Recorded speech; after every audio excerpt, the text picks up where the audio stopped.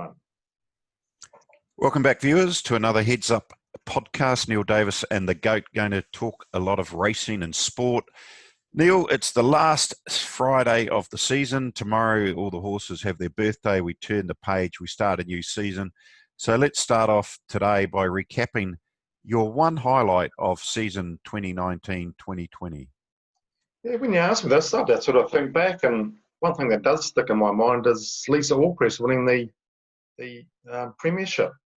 How many sports would you see a female competing against men at level pegging and beat them really well? She's just a professional athlete, isn't she? Just so well. So that was my highlight, seeing her win the premiership. Yep, she's a hard worker, that's for sure. And sure is. Yeah.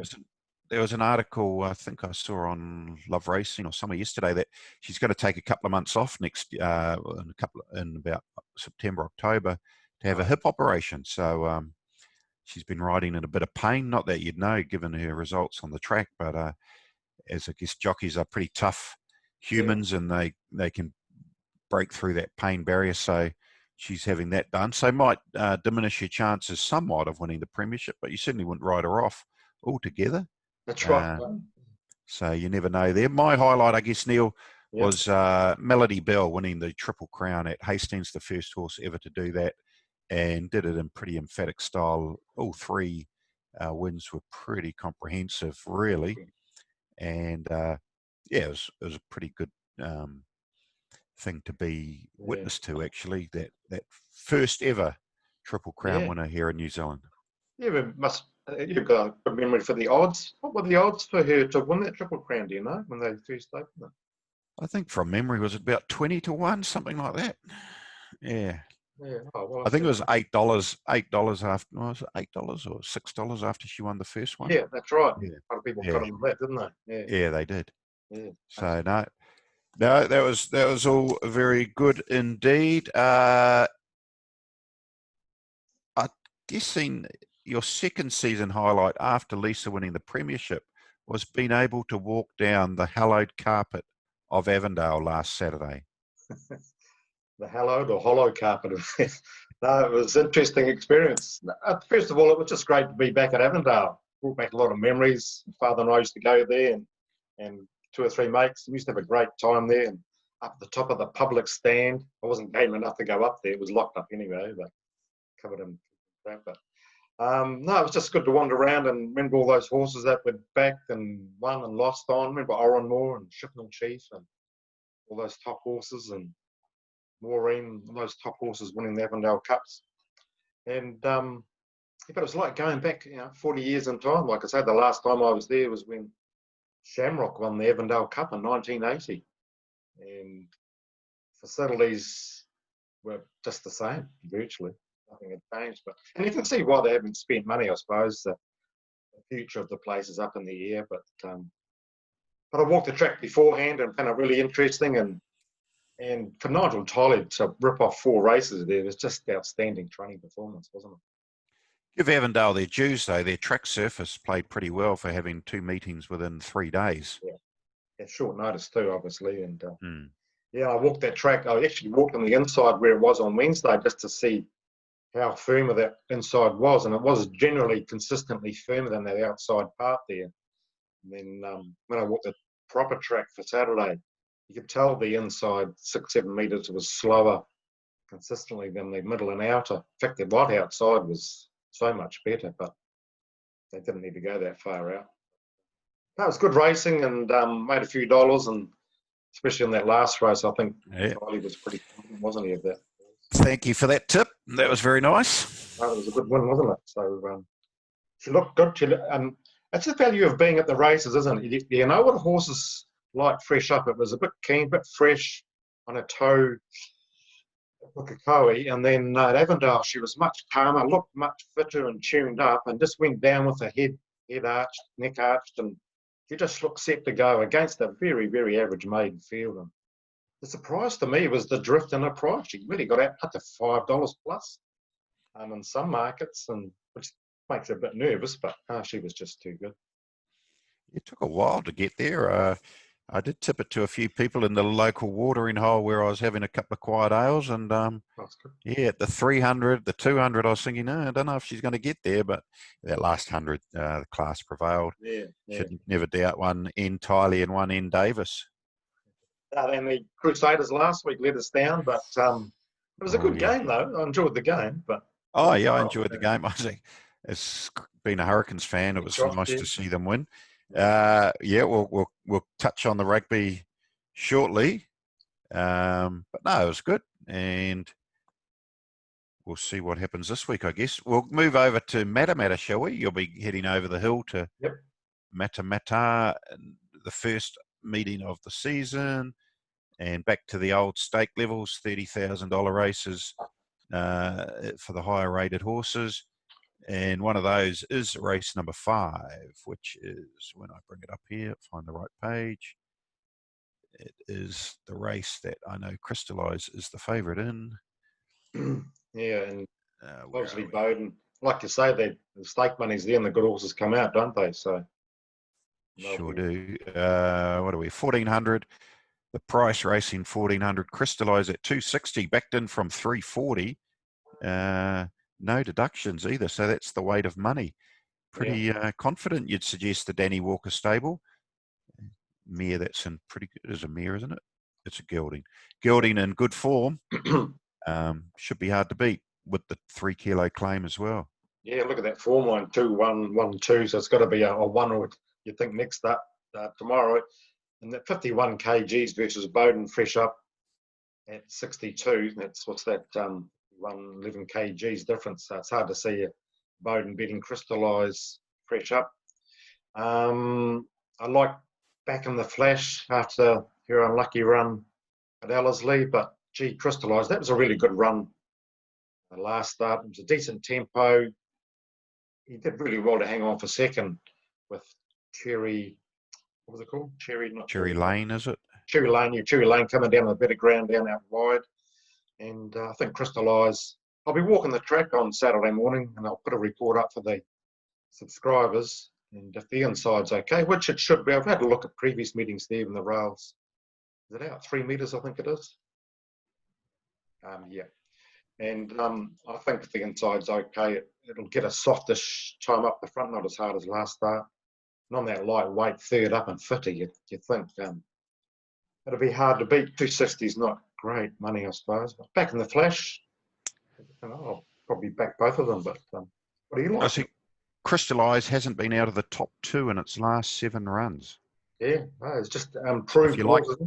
If you like the Winsurance, you could go Winsurance 2 and get your money back if he runs second and get a collector for if he does Salute. So, no, very consistent horse. So you'd say with the fitness levels, having had 2 runs back since lockdown, he's hard to beat.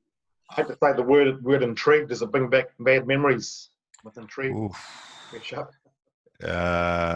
Intrigue, the horse that we had 40,000 to win on Karaka Million Night when Ryan Elliott dropped the whip at the 300 and it got beat a nose. Yes, we do remember that, Neil. She's a classy mare, probably 1,400. Be a little bit too short for her fresh up, but she's definitely one to follow. Yeah. I'd suggest later in the campaign as she steps up over ground. Yeah, definitely. No, she's good. I'm looking forward to that. And our sports selection. What we'll do, we'll take let's bring it up here. Crystallise, was it $2? Was it for second? Win insurance. Let me check. Take this just in case the inside's off, because I think he'll lead, and even if he comes out wide, he'll still get first or second. 195 now. Crystallise Winsurance second. Yep. Okay, 195 for Crystallise Winsurance second.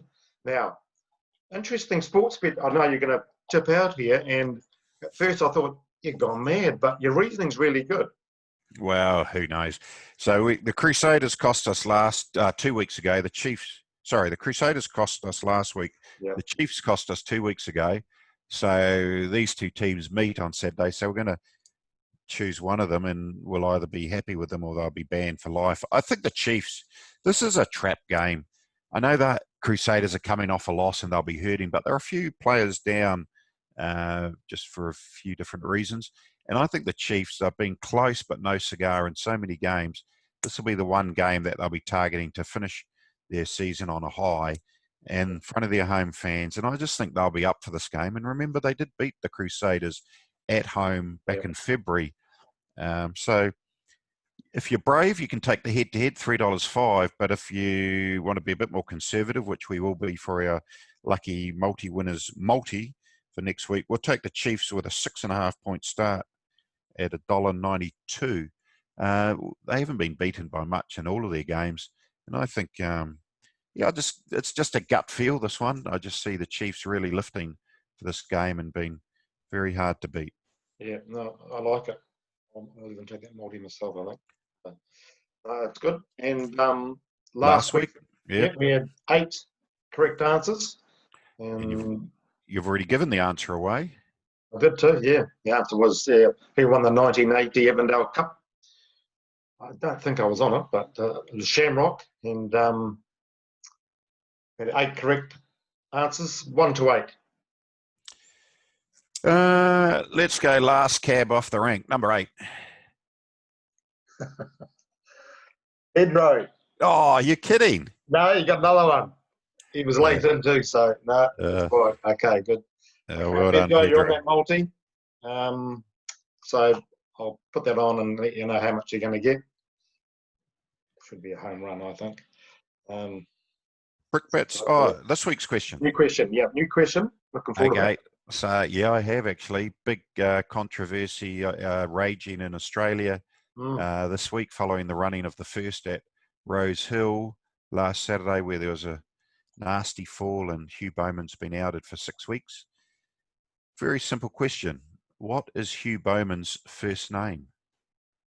We want his full first name. His full first name. He must have a first and a second name. Well, I'm not giving anything away. If you know the answer to that, just text or email Neil and you'll be in the draw for next week's multi. Yeah, do it by Tuesday night, 027 352 6402 or formpro@formpro.co.nz. You'll be for that multi for next week. Right. Brickbats and bouquets. Yep. I know you're going to talk about your favourite subject, the TAB website. And you want to talk about a bit of track bias as well, don't you? Oh, yeah. Yeah. Kick off on track bias. Okay, track bias. From a punting point of view, it's been actually really good having these track biases because you know which horses you can discount and the 2, 3 or 4 horses who are going to be advantaged by it. And if you know what it is, you can punt with confidence. So, like an opportunity today, likely the inside will go off, but you don't know until you walk it or you've had someone you know you can trust can walk it. So it's the penetrometer readings are done from 1.5 out to 4.5, I think. Yep. On wet tracks, it's just, why do it? It's only reason you do it is for the track reading, not to give any information on where the track bias has got to be. So it would be great to have more people walking the track for a punter's point of view. How many horses actually, where they took the penetrometer at Wanganui last Friday, 1.5 metres, 3 metres, 4.5. How many horses actually galloped on that bit of ground? Very, very few. Very few. Even the first race, they came wide, didn't they? Exactly. And even they were wide basically the whole way around, even down the back straight, etc. So, it'd make more sense to take a penetrometer across the track. But hey, that's the beauty of being able to walk these tracks and do your own study, and that you've got a team of walkers around the country that can provide that good information to your subscribers. So must mention Brendan too from Hastings on Wednesday. He was amazed how good that inside was, and it proved to be, especially in his first half a dozen races. So well done, Brendan. Made a few bucks just on that information. Yeah, and now you're happy again with the TAB website? It's gone from bouquet to brickbat back to bouquet again. Yeah, you must have been listening, to our podcast. They've fixed up that issue with the resulted bets from previous days. It's all back working as far as I can see. Yeah, both in Firefox and Chrome as well. So that's good to see. All the information is there, but clicking on a race and seeing seeing what your bet is, but not what the actual selections were, was frustrating. But that seems to be sorted out now. And it also seems to be working faster. That blue wheel of death doesn't seem to be hanging around as long. So There's something a couple of times for me, but yeah, the I'll wheel keep of an eye death, all right. on. Yep. Yeah. Shall we Rightio. finish the show with our favourite segment? Yep. Stump the goat. And thanks to Ray for a couple of questions here. Oh, here we go. We'll lean back in the chair. We'll be like we're on Mastermind. Rightio. The topic is Ray sent a couple of questions about the Cox Plate. So the first question is, we know a horse starting with W won the 2015, 16, 17 and 18 Cox Plates. Oh, can I name it? Is that the question? Oh, I think I know that one. Go ahead. This is for a warm-up. Who won those races? I think it was called Winks. That was correct. Very good start. Ridden by one. Well, they call him Hugh Bowman. Yeah, and trained by one. Seawaller. And now the hard part is, of those 4 wins, which of those wins was won in the fastest time? Well, the second one was rain affected. I'll go. Actually, you know what? I'll go the first one. You were close actually. It was the third one. With Humidor going up alongside. Yeah. Okay. 202.94 as opposed to 202.98. So you were quarter of a length out. Okay. Okay. Right. And the second one was, where is it? When a horse in 1998 led all the way to win the Cox Plate, what was that horse called? Might and Power. Yeah. What was his sire? Zabeel. Very good. And the jockey was? J.A. Cassidy. Very good. Okay. It was a bit harder. Okay. Not too hard. A commentator's horse won the Fields of Omar. Very good. Yeah. 2002 and 2006. Yep. Remember that? 2003, 2006. Was it? Yeah. Northerly was 1 and 2. You're right. Northerly was 1 and 2, and Fields of Omar was 3 and 6. Sorry. Yep. And a horse that led all the way. This is my correct. The horse that led all the way in the Cox Plate, trained by Maura Murdoch. What was the jockey? D.M. Walsh. Very good. And the previous year, another Kiwi. Surfers Paradise. Eh? Yes. Won it. Was it the Phantom Chance? Yep. Yeah. Ridden by one. Bobby Vance. Trained by one. C. Gillings. C. Gillings, yeah. That's right. Surfers Paradise was before those two, wasn't he? Yeah. He was 91. Phantom Chance 94. Yeah. Solvet 95. Yeah. No. Solvet 94. Solvet 94. Phantom Chance 93. Yeah. Okay. I thought, here's a good question. Yeah. Which horse ran a placing in 3 consecutive Cox Plates? I think it maybe 2 seconds and 1/3. In the last 10 to 15. No, it only ran in 1 Cox Plate. In the last 10 to 15 years, 10 to 12 years. Good horse must have been. Yeah, pretty very well. Not a champion, but a good enough horse to have a race named after him. Not at Moonee Valley though. The race is at Sandown. Oh, there you go. There's a clue. Zipping. Zipping. Oh yeah. I think he ran placings in 3 consecutive Cox Plates. He's a good horse. Yeah. What's your favourite Cox Plate, Neil? Well, besides the obvious one. Might and Power.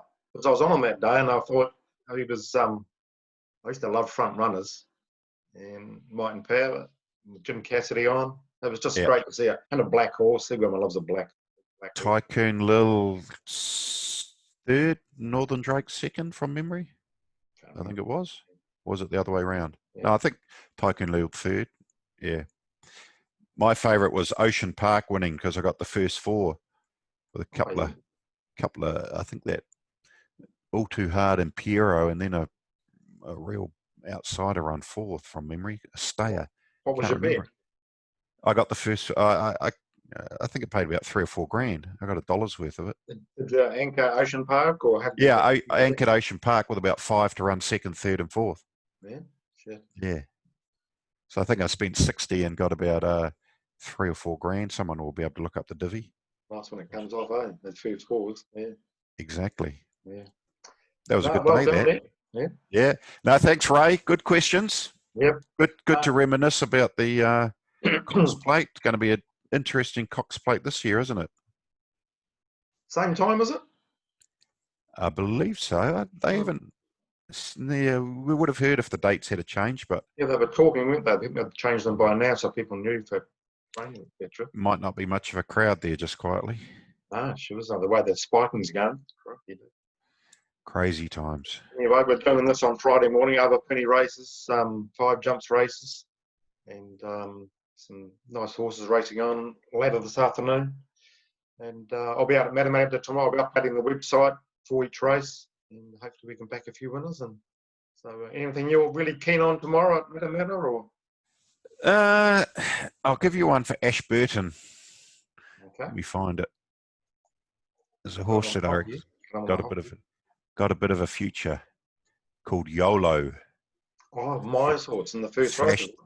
Flashed home for third at Awapuni. Big run. He snuck it down there and up to, where are we? I think it out last night. It might be out now. Up to 1600, race 1, number 14, YOLO. That's one to keep an eye out for. Probably won't be any great price, but should be winning that race, I would have thought. Yeah, no, I agree with that. It's a nice horse and nothing to be scared of on that race, just looking through it. So, okay. Right out. Thanks for that. And hopefully that, and we'll take that multi for Pedro, you lucky bugger. Good luck, Pedro. Yeah. And we'll catch up all next week.